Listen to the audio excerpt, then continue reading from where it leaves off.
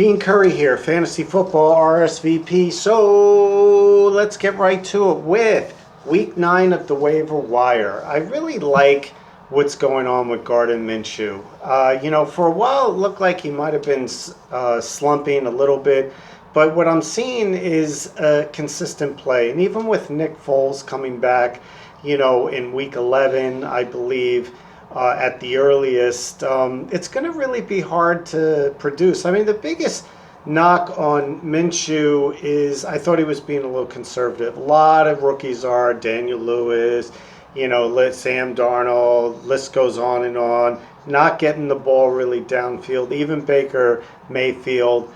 That's typical. I could say the same with Rudolph. Although I think Rudolph, is really, really coming on. And, he might be someone you might want to look at later in the season because now he's starting to throw the ball down the field and he actually throws a fade really well, which is one of the hardest throws to actually throw in as a quarterback in the NFL. So that's Mason Rudolph, and he throws a fade really well and those jump ball fades. But as far as Derek Carr and Gardner Minshew, I really like what's going on there at quarterback options. But Carlos Hyde is someone that is coming on really, really well, and just back to the quarterbacks for a second. Derek Carr's numbers are climbing, and that's something to be really, you need to pay attention to because the Raiders are actually playing decent football.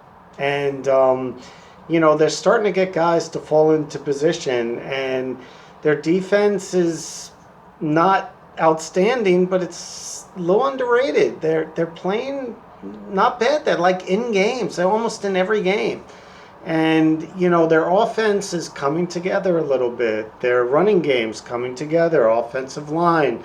And looks like Derek Carr's numbers are climbing, which, I anticipated. So I'm not completely shocked by that. So, I mean, Derek Carr's, good quarterback. And he's definitely someone that you might want to look at if you're, weak on certain positions. And, of course, I mentioned Gardner Minshew. I'm not so sure Foles is going to come back and replace him. The guy's really, really doing well. And, he's, thrown the ball down the field now. And that was the biggest knock I kind of had on him is he wasn't really letting it go. And he was just taking off and running with the ball, which, it's proven in the NFL. It works for a while, but after a while it doesn't work anymore because eventually you get hit. And, the NFL players getting faster and faster, and it's just a matter of time. You take a good hit. And, I worry about that, with the Ravens quarterback and, a whole bunch of other quarterbacks, too. But as far as running back, that's pretty much it for quarterbacks. As far as running backs are concerned, you have to start thinking about handcuffs at this point. First, let's talk about Carlos Hyde.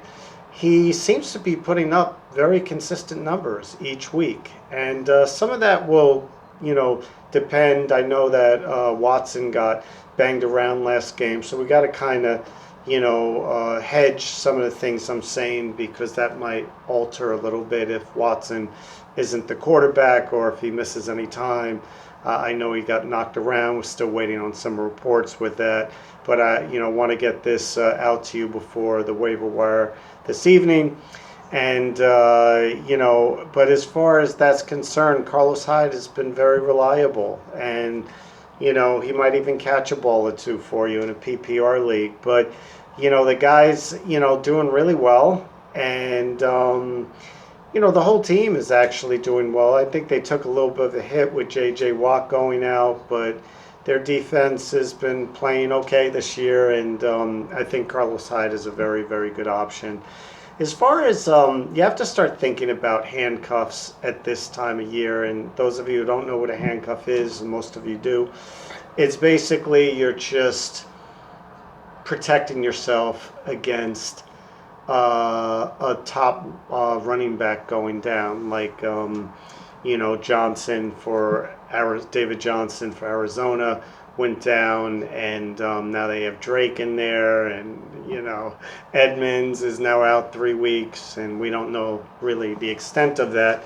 So we have to kind of wait and see, kind of what's going on. But that when it comes to handcuffs, people are like, "What about the handcuff for Pollard with Dallas?" And I'm like, "Yeah, but the guy's not getting any carries, and Zeke Elliott really doesn't get injured that much. The guy's built really well, and he's built for football, and that's something to consider." But you want to play a handcuff you want to put a handcuff on your team that you could actually use, and one of the players that, what I mean by that is if you have a guy like Dalvin Cook, who's playing every day and all that, that's a nice handcuff, because if you pick up Alexander Mattison almost put up 100 yards last week, and with garbage time,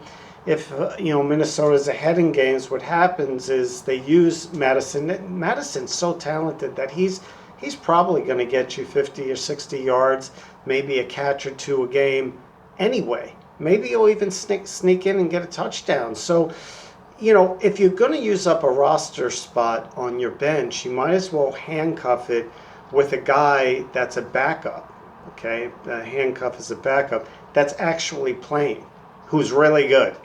And, Alexander Mattison is one of those guys that you might want to consider, because he's getting playing time too, and you might actually be able to use him 1 week, especially if Dalvin Cook, with the reckless abandon style that he uses, that's why he gets injured a lot, knick-knack injuries, because running backs learn how to temper that a little, basically that reckless abandon, because you do get injured quite a bit with that. So I like Alexander Mattison. You got to start thinking about leaving a couple of roster spots open on your bench as the year progresses, and you have to start thinking about handcuffing players, because that is how you could really make a huge score at the end of the year. And you don't want to handcuff just one player. You want to handcuff 2 players at one position, because it increases your odds of one of those players coming through. And we'll talk more about handcuffs, and I'll make a video for handcuffs, best handcuff players. I tend to do that every few weeks. I also tend to make videos about trading, not every week, because it kind of repeats. So I just usually do it every 2 or 3 weeks. Buy low, sell high candidates. I mean, I blog about it every week, but as far as videos, it's not really necessary, because a lot of the players tend to, be the same. So those are the 2 players I like. As far as, I like what Adrian Peterson's done against, San Fran and Minnesota. I mean, the guy really held up well, but, you have Darius Geis kind of coming into the picture, so that's why I didn't, mention him. As far as wide receivers are concerned, got to mention, and I understand, I'm not going to mention people like Terrell Williams and stuff. He's on a team, by this point. A lot of people playing 12 and 14, even, a guy that's talented like Christian Kirk. People like, "Oh, what's your opinions about Christian Kirk?" And I'm getting all these messages on Instagram and Twitter and, Facebook, asking me about Christian Kirk. Is he a great waiver this week? And I mean, I'm not quite sure, if people are playing in like 6-man, fantasy football leagues, but most people are not. They're playing in 12, and it's growing, fantasy football, 75 to 100 million, in revenue now, and they're saying it could be, 75 to 100 billion in revenue now, and they're saying it could be as high as $500 billion, $500 billion. Wow. Sometime in the next 3 to 5 years, which is very possible, because it's a way Army buddies stay in touch. It's a way friends stay in touch. Family stays in touch. I mean, even in leagues, I don't talk about myself much, but even in leagues, I play in, there were family members, friends, people I don't even talk to that much or lost touch with. But, fantasy football has a way of keeping you in touch. And now, I'm getting a lot of millennials that are texting me on, my social media platform on Instagram and Twitter, and clients, of mine, and they're joining leagues in their companies, and they don't know anything about football, but they want to look hip, and they want to look, like they're in the know, when it comes to work, because companies are using it as a way to build camaraderie, as an outlet, camaraderie, sporting event thing that you do outside the office, which a lot of companies in today's business climate are actually doing. They're trying to find social events that people could do, and fantasy football serves that well. So, if, people are at a company and they want to kind of fit in, and they want to feel accepted, and they don't know a lot about sports, our company, Fantasy Football, RSVP.com, and, our YouTube channel and Instagram, and, I'm always posting, I'm basically a little guardian angel on your shoulder, and I could make you look like if you don't know what you're talking about, like you do know what you're talking about, or maybe you do know what you're talking about, and you use our service sort of as a buffer. And I watch other shows. I do fantasy football, and everyone's always coming to me for advice, but I do my own research, and I listen to other shows, and I listen to other people. It was something my father used to say to me, you could learn from a fool, but a fool could learn from no one. And so, you have to be open-minded, and, even I make mistakes. Michael Jordan missed shots too, not that I'm comparing myself to Michael Jordan, but I don't always get it right, but I get it right more than I get it wrong, and that's kind of what you want, and we think outside the box here, and you could get that one-on-one advice with me. It doesn't cost a lot. It's basically nothing. It's $7.77 a month. You join on our website, fantasyfootballrsvp.com. It also supports the show. It's a good cause. And you get to be part of the inner Facebook community, secret videos, secret chats, one-on-one advice from me. You could Skype me, or a lot of times I just wind up talking to people on Messenger, because it's sort of easy for people, but you can speak to me live if you want, and just to have someone to talk to, because when you're in a league with people, you're not going to be able to talk to them. And people don't always follow my advice. I never tell people what to do. I only suggest. But sometimes, having a buffer or someone that you could speak to, even if you're like an expert, it doesn't matter. Even, therapists need therapists. You know what I'm saying? So, even as a buffer, sometimes it's just good to run ideas past someone to kind of figure out your own mind. Because what happens is when you do it all yourself, you get in your head. And when you're in leagues, you can't talk to any of the people in your leagues. So there's not many people you could talk to. And sometimes it's just nice to talk to someone that's sort of in the know, and just kind of sort out your thoughts. Because, when it comes to giving advice to others, you might be an expert. But when it comes to giving advice to yourself, mistakes are made because your judgment is clouded, And so that's something that, you may want to consider doing. And, I speak to people all day long. So, yeah, okay. So where are we? We're on wide receiver. I actually like Danny Amendola. He's really been coming on. I think you really got to consider Danny Amendola, because the guy's all over the place. Catching, it doesn't need a lot to be said. They have other receivers too. They're figuring out their running game since, their running back went down, Kerryon Johnson. But, Danny Amendola just gets open. He's using the short end of the field, and he's a nice option because, they have the other stud receivers, out there, Marvin Jones, Galladay, and it's just having, Amendola over the middle The guy's getting 7-8 catches a game, and he's doing it almost every week. He's becoming a very consistent play. I mean, he may not get you a huge number, but he has a very, low ceiling. He's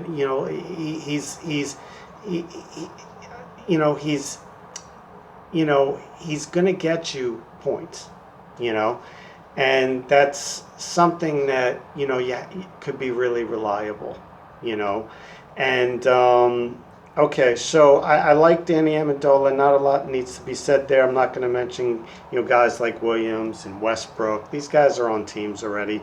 But another guy who may not be on a team, Auden Tate's on a team, and now they have a quarterback change. So Auden Tate's value may go down, as may A.J. Green's, unless he gets traded today.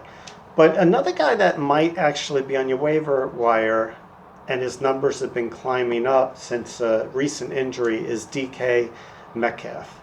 And since Will Dissly, the tight end, has gone down, there's been a 20% uptick in his targets. And now his targets have climbed to about 5 or 6 a game.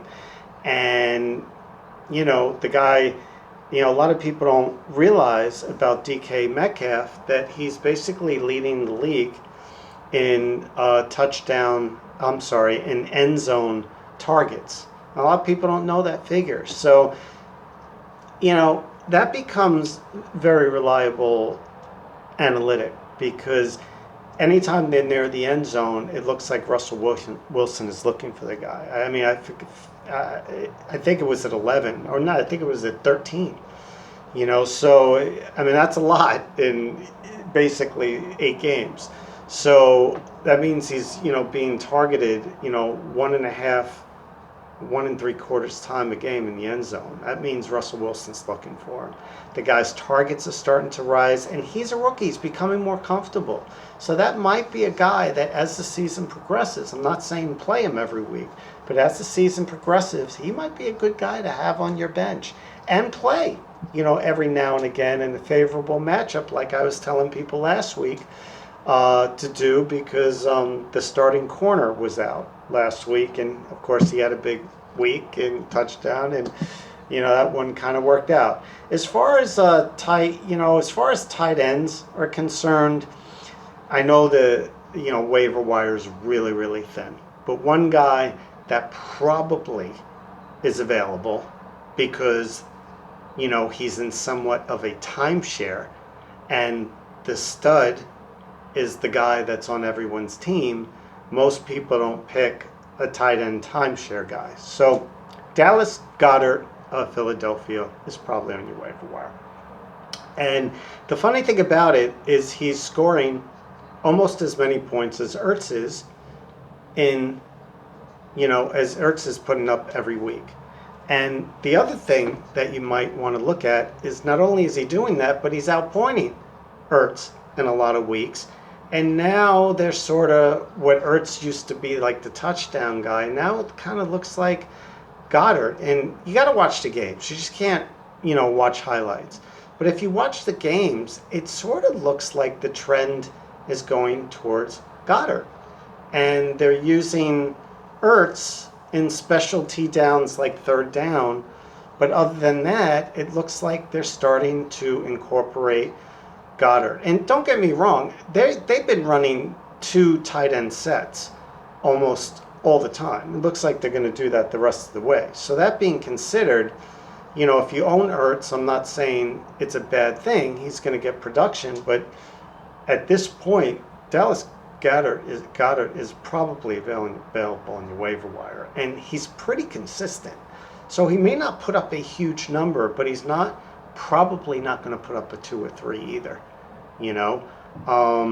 and that's something that you might want to consider having on your team. So as far as that's concerned, I really like him. Another sneaky play might be Tyler Eifert. He might actually be traded today. Keep an eye on it, but he's healthy, and anytime Eifert's been healthy, he's always been productive. If he stays on his team currently with a quarterback change, that's going to be a whole nother story. As far as defense is concerned, I've been kind of riding the anti-Miami, all due respect, and Redskins games almost all year. And why should that change now, since it's worked almost every single week? So I would probably, play the Jets. Now, the Jets aren't a strong team by any means, and there's rumors now that Le'Veon Bell is on the trading block, but I'm not so sure there's going to be takers, for Bell. At this point with his salary and everything concerned with that. So we'll have to wait on the waiver wire with that. But things like the Bills defense. Bills defense is on the team. That's why I'm not mentioning them today. But I sort of like the Jets defense against Miami, because it looks like Miami is just not playing hard. I mean, they had a 14 point lead, and I'm not pointing the finger, but I watched the game, and it looked like they had a 14-point lead. And once they had a 14-point lead, it just looked like they were, and I don't know, but all of a sudden guys started becoming wide open for the Steelers, and out of nowhere. And I didn't kind of like watching that, but there was a play right before the half for the Steelers where they blitzed, and why are you blitzing on third down with 50 seconds left at the 50-yard line, and third down? I know you want to get to the quarterback, but any sensible coach would never do that. Okay, they would just, stay back, make sure there's no long throws, and watch everything over the middle. Instead, they put a full-out blitz, and I know you could pawn it off saying, oh, we just want to, tackle the quarterback and end the half. But nobody does that, okay? Nobody does that. I've seen it done at the end of a game. But at halftime, no coach does that. And when that happened, I was like, oh, you got to be kidding me. And of course, Rudolph, hit a receiver right. I think it was Deontay Johnson, right over the middle, and there literally was not, a defender within 20 yards of the guy, literally. And I mean, he literally hit him right over the middle. It wasn't to the side. It wasn't a sneaky pass to the side. He literally threw it over the middle, and there was like no one around him, no. And I'm not saying one thing or another, but there wasn't a guy within 20 to 25 yards of this guy. And, he runs to the end zone, and, there still was no one around him until he got to the end zone. And I was just like, what's going on here? I don't know, but it just seemed awfully fishy to me. You're blitzing in the 50-yard line and third and long, and you're blitzing. Okay, no one does that, and it just seemed a little odd. So anyway, back to the Jets. It's not that Miami doesn't have talent, and both teams are, both teams are winless. Well, the Jets have a win, but I watched the Jet games. At least it looks like they're trying. You know what I'm saying? and maybe that's their coach or whatever. And I get it. You want to get good draft picks. And again, I'm just speculating. I don't know, but it just looks like Miami's just trading everyone. And for that reason, I like the Jets defense. As far as kickers are concerned, we could go with Jason Myers. He plays for Seattle. They move the ball. They have a good defense. That's what I always look for in a field goal kicker. So certainly Seattle's a really nice play. I think he put up 12 points last week at Tampa Bay. They're going to be able to move the ball. I'm versing Tampa Bay. It's in Seattle. And Seattle plays well in Seattle. So they should move the ball well. And, Tampa Bay has a good defensive line. could guard against like first and goal, second and goal, third and goal really well in those short yardage situations. So I like the field goal aspirations there for Jason Myers. As far as that's concerned, I'm Dean Curry. I'm president and founder of Rising Star Enterprises for Wellbeing. You could follow us on FFootball RSVP on Twitter. That's FFootball RSVP. Ask a couple of questions. I always answer questions. Any long-winded questions, I basically, that's something you have to subscribe to, $7.77 and stuff. But you could always ask me like short little questions. I always get back to people. On Instagram, you could just go to Fantasy Football RSVP. YouTube, Fantasy Football RSVP. Website, fantasyfootballrsvp.com. So I'm Dean Curry. I want to wish you all a wonderful week. Pose your questions online or social media platform, and have yourself a wonderful day.